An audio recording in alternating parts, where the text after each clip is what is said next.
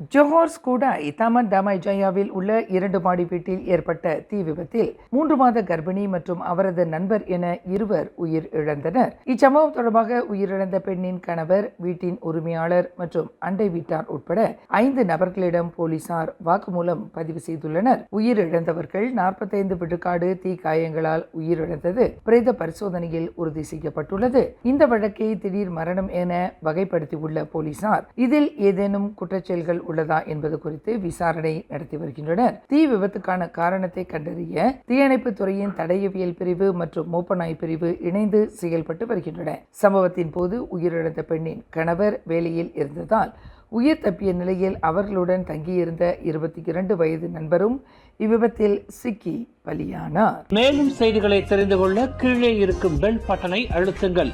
உங்கள் மகிழ்ச்சியை வெளிப்படுத்த லைக் மற்றும் ஷேர் செய்யுங்கள்.